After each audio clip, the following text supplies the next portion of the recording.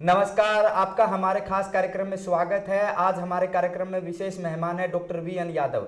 इनका साइकोलॉजी में या मनोविज्ञान में कहीं तो 40 सालों का अनुभव है। ये रिहेबिलिटेशन साइकोलॉजी के विशेषज्ञ है, इसके साथ साथ में ह्यूमन साइकोलॉजी के है, इनका अनुभव है। आज हमारे साइकोलॉजी के कार्यक्रम में इनका स्वागत है। सर, आपका हमारे कार्यक्रम में स्वागत है। धन्यवाद सुरेंद्र जी। सर, सबसे पहले मेरा ये सवाल आता है कि कोविड ने है जो मानसिक स्थिति को पूर्ण रूप से प्रभावित किया है, तो इसके बारे में आपका क्या कहना है? सर, कोविड या हम ये कहें कि ये जो महामारी आई, इसने समाज के प्रत्येक वर्ग को बुरी तरह प्रभावित किया जी। छोटे बच्चे से लेके बड़े बूढ़ों तक सभी को बहुत अधिक इस महामारी ने प्रभावित किया है। अगर हम बहुत छोटे बच्चों की बात करें, 2 से 6 साल के बच्चों में वो माँ बाप के साथ चिपके रहते थे, उनको कहीं भय था कि वी मे लूज़ देयर और पेरेंट्स। पर हम थोड़े से बड़े बच्चों की बात करें, यदि 8 से 16 साल के बच्चों की बात करें, तो उन बच्चों में क्योंकि ऑनलाइन टीचिंग थी, घर से बाहर नहीं जा सकते थे, ऑनलाइन टीचिंग करते उनमें बहुत सारी मानसिक विकार, इनअटेंशन जैसे ऐसी बीमारियां उनमें उत्पन्न होने लगी। और क्योंकि खेलने के कहीं पे उनको अवसर नहीं मिले, घर में क्या खेल सकते थे, मोबाइल गेमिंग करते थे, मोबाइल एडिक्शन का उनमें भय बना रहा। और हमने बाद में जो भी अध्ययन हुए, मोबाइल एडिक्शन बहुत अधिक बढ़ी है इस समय में। उसके बाद यदि हम थोड़े से और बड़े चलें, मान लिया जो यूनिवर्सिटी और कॉलेज स्टूडेंट्स हैं, उनको सबसे बड़ा भय ये था कि हम अपनी पढ़ाई को कैसे पूरा कर पाएंगे, क्या ऑनलाइन टीचिंग के माध्यम में हम जो सीखना चाहते हैं उसको सीख पाएंगे या नहीं सीख पाएंगे। जी, इसी में मेरा एक सवाल और आता है। हाँ जी। जैसे देखिए, हम जब साइकोलॉजी की या मनोविज्ञान की बात करते हैं तो साथ में है मानसिक मजबूती है या मेंटली है स्ट्रांग होना बहुत जरूरी है। तो इसके लिए किस प्रकार के क्या कुछ प्रयास किए जाने चाहिए? हाँ जी, बहुत अच्छा सवाल है। मानसिक मजबूती एक ऐसा प्रश्न है जो आजकल के युवाओं में हम देखते हैं कि बहुत कम पाई जाती है। इसका सबसे बड़ा यदि हम कारण माने, पेंडेमिक को से पहले भी अगर हम थोड़ा सा जाएं तो हम देखते हैं कि इंडिया में सबसे ज़्यादा टीन एज सुसाइड रेट है। जी। यानी जो 13 से 19 साल के बच्चे हैं उनमें सबसे ज़्यादा वो आत्महत्या कर रहे हैं। उस आत्महत्या का कारण, और ये सबसे ज़्यादा जो मेट्रोपॉलिटन सिटीज़ हैं, दिल्ली, चेन्नई, मुंबई, कोलकाता, बेंगलोर, लाइक दिस, उनमें सबसे ज़्यादा क्यों है? क्योंकि वहाँ जो माता पिता हैं वो बच्चों के साथ समय व्यतीत नहीं कर पाते हैं, जिसके कारण बच्चे मानसिक रूप से सुदृढ़ नहीं हो पाते हैं। और ये मानसिक मजबूती जो हमारी कमी आनी शुरू हुई वो तब से हुआ जब से हमारे एकल परिवार आए, यानी जो जॉइंट फैमिली सिस्टम था, जो कि हमारे समाज की रीढ़ थी, उस रीढ़ को तोड़ दिया इस एकल परिवारों ने, जिसके बाद मानसिक मजबूती बच्चों में नहीं मिली। जी, तो इसके साथ साथ में ये आ रहा है, ये मेरा एक सवाल है आपसे। ये कहा आपने, ये कहा कि एकल परिवार है, उसकी वजह से बहुत से साइकोलॉजिकल इफेक्ट है या मनोविज्ञान के जो इफेक्ट है, मनोवैज्ञानिक इफेक्ट है, वो हो रहे हैं। तो मानसिक मजबूती को मजबूत करने के लिए या इस तरह की घटनाएं न हो, सुसाइड या किसी प्रकार की मानसिक विकार ना आए, तो मानसिक या मेंटल है उसको स्ट्रॉन्ग करने के लिए किस तरह के क्या कुछ प्रयास किए जाने चाहिए? देखिए, मानसिक स्वास्थ्य को यदि मजबूत हमें करना है तो सबसे पहले हमें बच्चे को, जब वो जैसे ही परिवार में आता है, हमें अलग अलग लोगों के साथ स्टिमुलेशन या उनके साथ छोड़ना चाहिए। जैसे हम जब छोटे थे, हम दादी के पास भी रहते थे, दादा के पास भी, चाचा ताऊ सब परिवार में इकट्ठे रहते थे। अब बच्चा छोटा है, या तो पेरेंट्स थोड़े से दिन के बाद 6 महीने का हमारा मैटरनिटी लीव मिलता है, उसके बाद बच्चा सिर्फ डिपेंडेंट है मेड के ऊपर। मैं यहाँ भी देखता हूँ, यहाँ जो जिनकी मैटरनिटी लीव जैसे पूरी होती है, छोटे बच्चे को यहाँ अपने कार्यस्थल पर लेके आते हैं। अब कार्यस्थल पे बच्चा कैसे मजबूत होगा? उसको या क्रैश में छोड़ देंगे। क्रैश में किसके ऊपर है?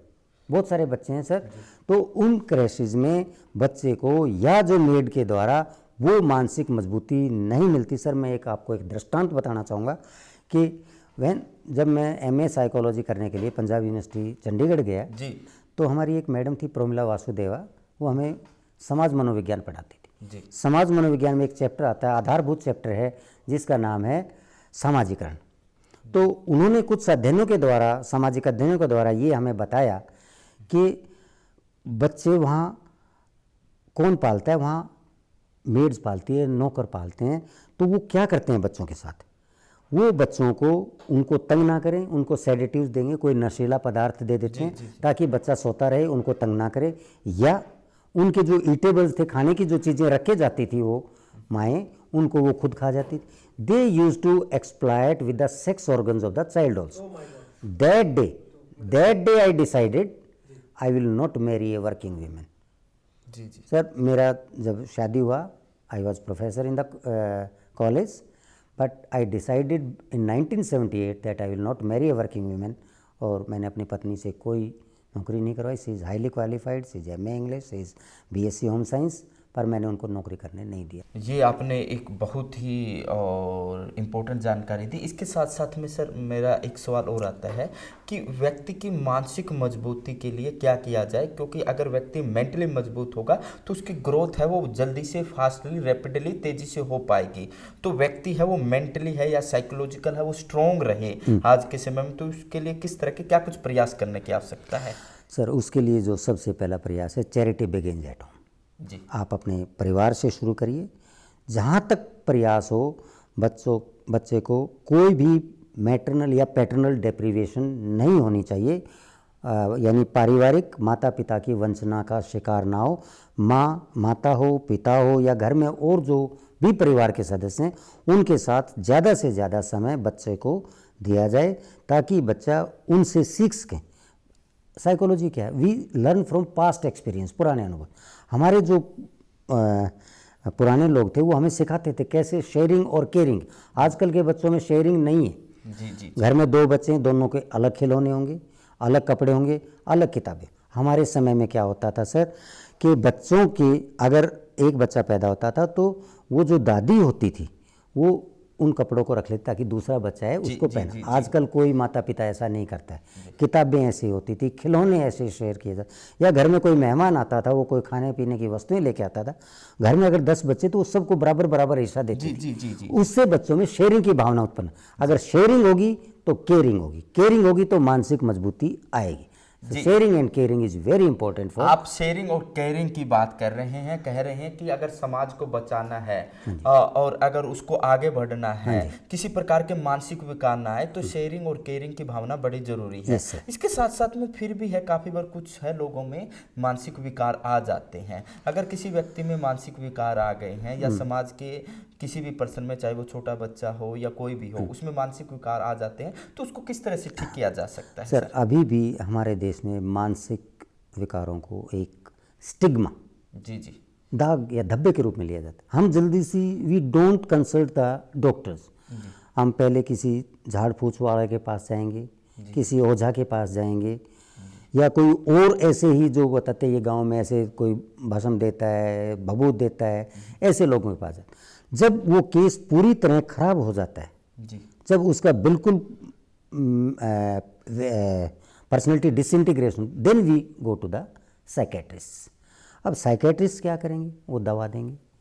परंतु मैं कहता हूँ इस बीच में एक कड़ी और है, वो हम लोग हैं। We the psychologist come to us, we will provide you the better mental health, we will make you mentally strong. जी जी, हमारे पास बहुत सारी टेक्निक्स हैं, बहुत सारे टेस्ट हैं, बहुत सारी थेरेपीज़ हैं, काउंसलिंग टेक्निक्स हैं, जिनके द्वारा मानसिक मजबूती किसी भी व्यक्ति को प्रदान की जा सकती है। इससे संबंधित कुछ 1-2 टेस्ट या कुछ ऐसे हैं, उनके बारे में आप थोड़ा सा हमारे जो दर्शक हैं उनको बताना चाहेंगे?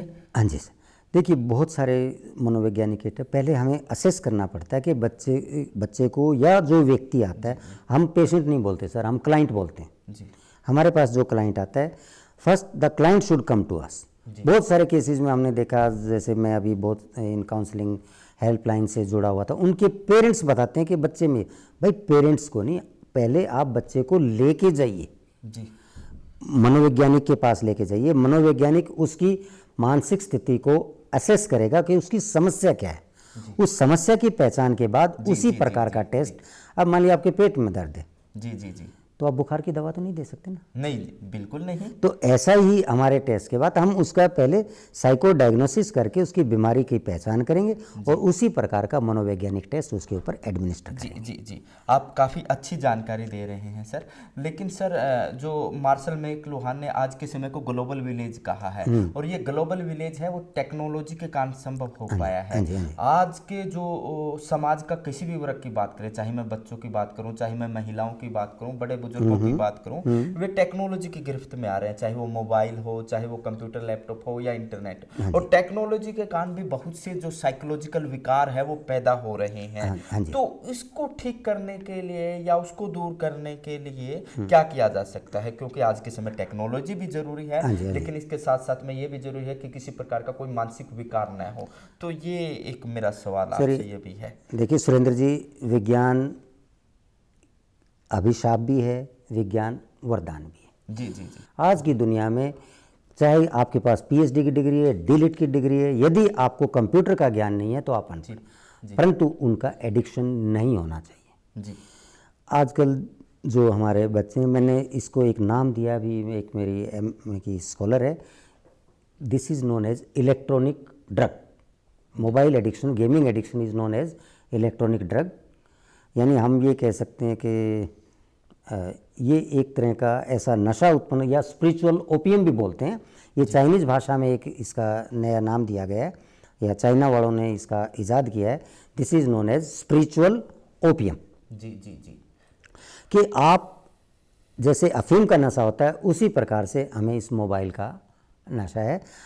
तो ऐसा तो नहीं है कि हमें इसका प्रयोग नहीं करना चाहिए। क्या हम सोच सकते थे कि ये पेंडेमिक आएगा, कोविड-19 आएगा, पढ़ाई हम इस मोबाइल के थ्रू कर पाएंगे? बिल्कुल नहीं। पर देखिए, आपके ज़िले में फतेहाबाद में एक लड़की से जब मोबाइल की ज़्यादा एडिक्शन हुई, अब ऑफलाइन क्लासेज आई, लड़की से मोबाइल लिया, लड़की ने आत्महत्या कर ली, सुसाइड कर लिया। सुसाइड कर लिया। आपने पढ़ा है आपके। तो इस तरह की जो एडिक्शन है वो नहीं होनी चाहिए। हमें इसका लिमिटेड मात्रा में प्रयोग करना चाहिए।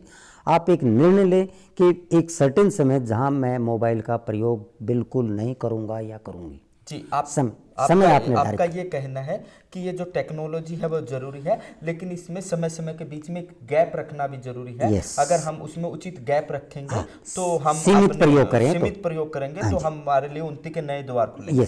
देखिए, आज के समय योग और मेडिटेशन है वो भी आवश्यक है। लोगों का ऐसा कहना है, कुछ शोध भी ऐसे बता रहे हैं कि अगर आप योग और मेडिटेशन करेंगे तो आप अपने आप पे कंट्रोल रख पाएंगे, बहुत सी साइकोलॉजिकल या जो मनोवैज्ञानिक बीमारियां हैं उनसे बच सकते हैं, और आप अपने आप को मनोवैज्ञानिक रूप से मजबूत कर सकते हैं। तो इसके बारे में आपका क्या कहना है?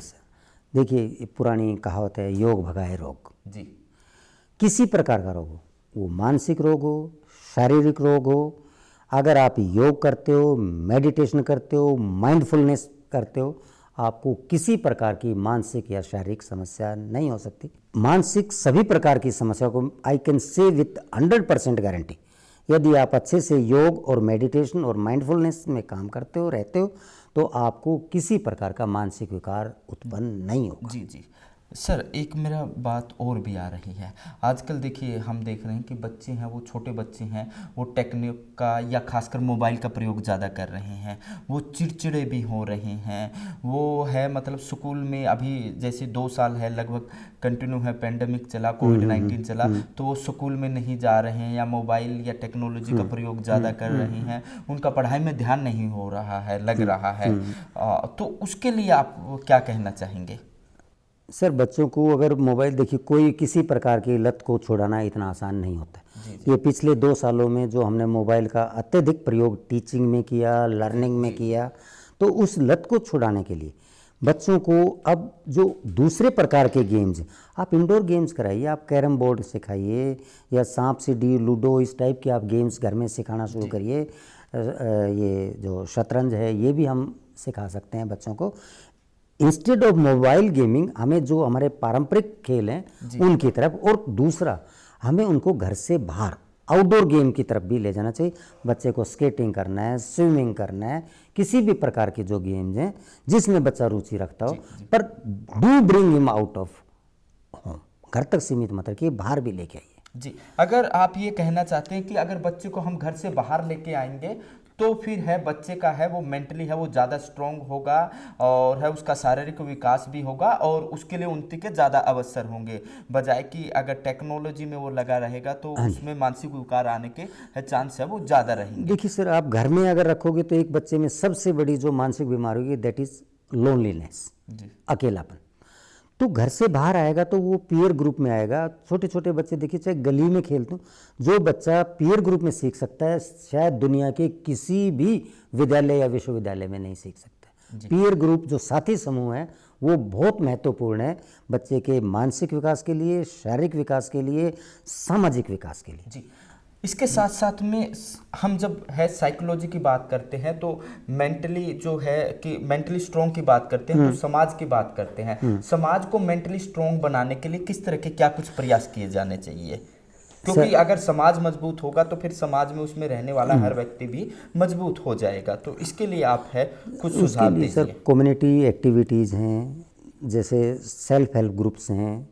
आप देखिए जगह जगह आप सेक्टर में जाएंगे, कम्युनिटी सेंटर्स होंगे। जी जी। तो जो भी लोग हैं वो वहाँ कम्युनिटी सेंटर्स में जाएं, जो उनके साथी लोग हैं उनके साथ बातें करें। हम क्या है, धीरे धीरे हम समाज के साथ साथ अपने से भी दूर होते जाते हैं। ये सिर्फ जो हम ये जो मैं इलेक्ट्रॉनिक ड्रग या मोबाइल की बात करता हूँ, कंप्यूटर की बात करता हूँ, या टीवी, इवन टीवी के साथ एक समय ऐसा था कि टीवी का भी एडिक्शन था।